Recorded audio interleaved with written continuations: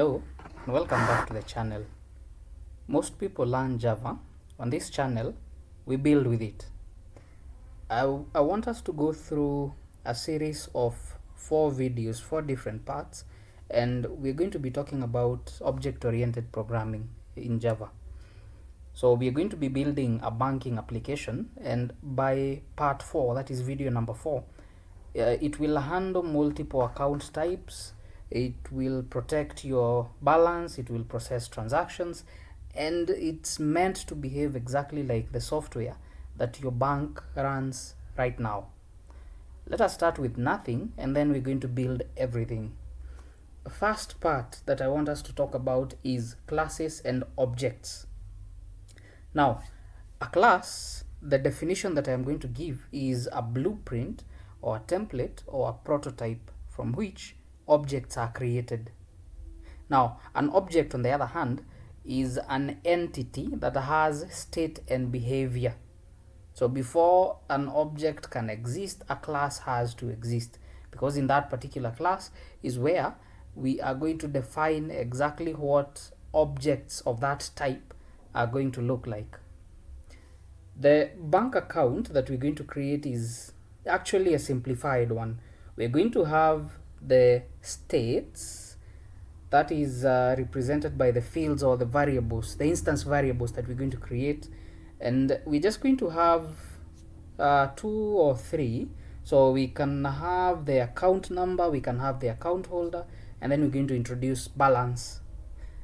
We're also going to create 3 methods. So we're going to have a deposit method, we're going to have a withdraw method, and then we're going to have a print statement method, just to keep things simple. So let's just dive right in. And the first thing that we've said is that we're going to have instance variables, and the first 2 are going to be strings, because we have the account number as the first variable. Then we're going to have the account holder as the second variable.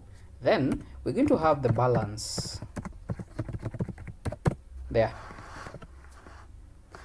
Moving right along, so those are the instance variables, or the fields, or what we can define as the state. First method, this is where the methods are going to come in. First method that we're going to have is a method where we can use to deposit money into the account. Money, let me just change this. Money into the account. So we're going to call this deposit.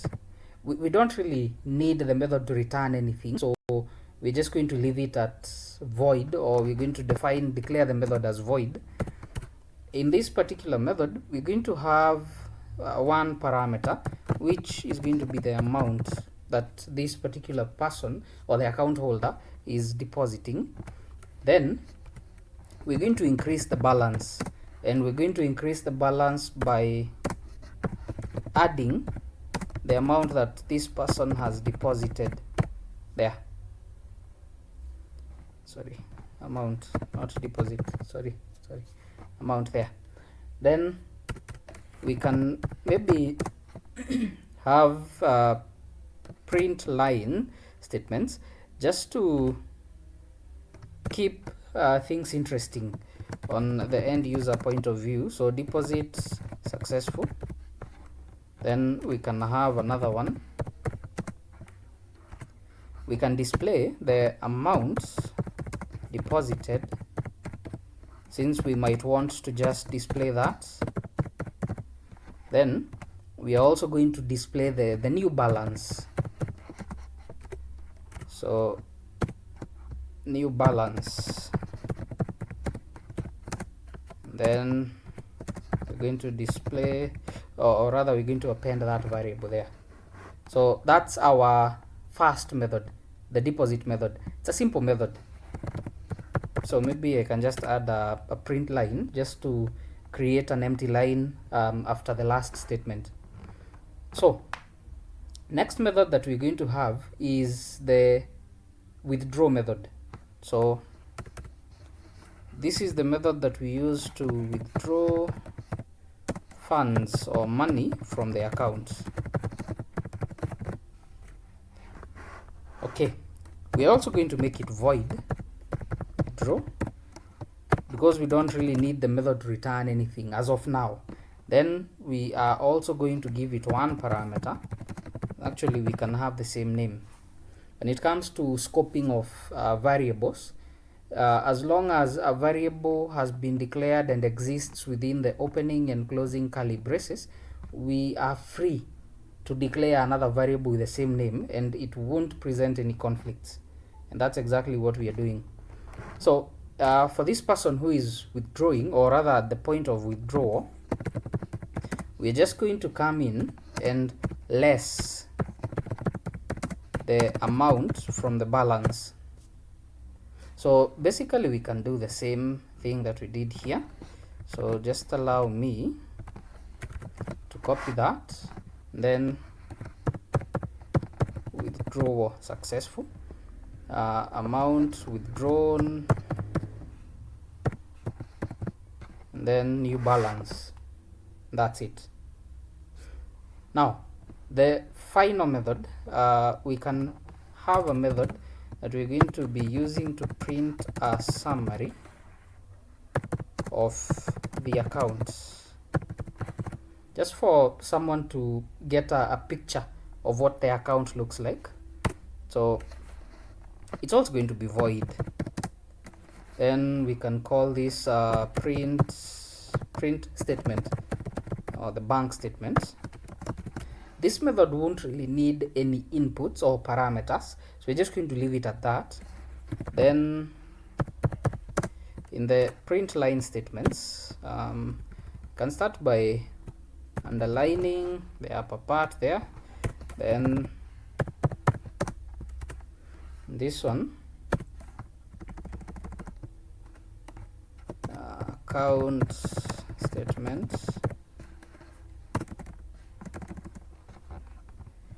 Okay, let me just copy paste this, since there is no need of repeating and it's going to be the same. Then we can now go ahead and display the details. So first detail that we're going to display is the account number.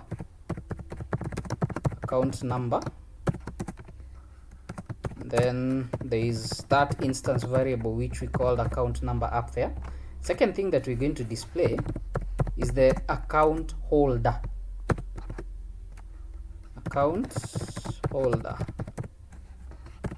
So this is the owner of the account, basically,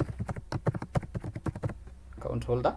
Then the other thing that we're going to display is the current balance, and the balance is not dependent on okay, when we display the balance, it will depend on whether we're going to be, or whether we're going to have withdrawn or deposited, but still it's going to display something. So balance, then we come and append that variable at the end there. Then I can just have another underline statement down there, then maybe just an empty print line. So that's it. The rule about classes in Java is quite simple. Every class that you will ever create will have what we call data members and function members. So data members are the variables that we create, function members are the methods that we create, and that's the composition of every class that we're going to be having in Java. To test out what we currently have, we can come in a different class now, but within the same package, and we will proceed to create an object. Now, an object is defined as an instance of a class. So let me start with this bank account, maybe account 1. Sorry, bank accounts there. Let me explain. Account 1 here is the object that we are referring to. This is what we are calling the instance of the class. To make an object complete in Java, the rule states that we have to invoke or call the constructor of that particular class. Now, a constructor is a special method that has the same name as the class, and it is used to build or to construct details about that particular class. In the event that you will not have created the constructor, JVM takes up the responsibility and creates that constructor for you. So currently, since we have not created the constructor, JVM has already done that for us. What I want us to do is assign values to the instance variables. So we're going to come here, we're going to use the object, and then we're going to add a dot. The dot in this case is called the member access specifier. So in this bank account class, I would like to access one of its data members, and I want to start with account number, and then I'll come and assign a value to it. Remember, it's a string. So let me just have something of the sort. I'll do the same. One, and then I'll call the account holder variable. Then maybe I can come and append the name. I'll do the same for the balance. Currently, let's say this account doesn't have anything, and then we can leave it at that. What we can do next is let's go ahead and invoke now the function members. So we can deposit first, because we can't withdraw an account that doesn't have, or from an account that doesn't have anything. So let's say I have deposited 1,000. Let me just add the .00 because it's a double. And then let's say 2-3 days later or a few hours later, I'll come again and deposit another 500. From that, I'll go ahead and withdraw an amount of 200, and then I can go ahead and just call or invoke the print statement method, just to have a glimpse of what exactly we have here. So we can go ahead and run this. Remember, everything is hard coded, so there is no input that we were expecting from the user. And let's start here. The first deposit I made of 1,000 was okay. The balance was at 1,000, and then I made another deposit of 500, so the balance increased to 1,500. Then I made a withdrawal of 200, and the balance again changed to 1,300. And then now this is the statement of our account there. One other thing that I would like to mention is this. In terms of the number of objects that you can create from a particular class, there is actually no limit. That means that I can come here, allow me to just be slightly lazy and copy paste that whole block, and then I'll rename this to account 2. Account 2 there. So maybe I'll just change this 002. Then this account could belong to a Jane Doe probably. Then the Jane Doe might be withdrawing and depositing different amounts. It doesn't have to be the same. Let's say 750, and then she went ahead and withdrew. Actually no, Jane can just have a single deposit. Then let the 750 come in here at the withdrawal point, so we can have the second object looking like that. So when we run our program again, we now get two different narrations because we have two different accounts. The first one is the same. This is from John, and John has a balance of 1,300, deposit of 1,000, another deposit of 500, and then a withdrawal of 200. Then this is where Jane begins. First deposit, or actually the only deposit, of 3,000, then a successful withdrawal of 750, which caps her balance at 2,250, and then now this is her statement. Now that is how classes and objects are created in Java. The thing here is, when it comes to these classes, we have in the previous videos, we have already created the classes. We have a few of them. So what we are looking at currently is under the hood. How do these classes operate and how do the objects operate? Now, let me present a challenge. Slight challenge. We said that in order for us to start using the bank account class, these three have to have a value attached or set to them: account number, account holder, and the balance. So what if, allow me to disable this entire block of code up to that point. What if okay, I would have actually begun here so that I can use that account 1 object. I'm just thinking out loud. What if we came here, we invoked the balance variable, and then we come and attach a negative value there?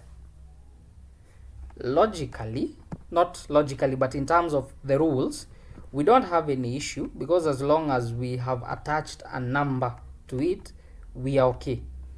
But what happens if I come here and actually call the print statement method? What does this display to us? So I'll attempt to run it, and this is what we're going to get: a negative figure down here. So it's a problem, actually a big problem, a major problem. Our bank account just allowed someone to set their balance to negative 999,999. If you think about it, a real bank would never allow that. So in part 2, we fix exactly this, and we are going to introduce constructors and encapsulation. So thank you so much for watching. Please remember to subscribe, share, and leave your comments. Until next time.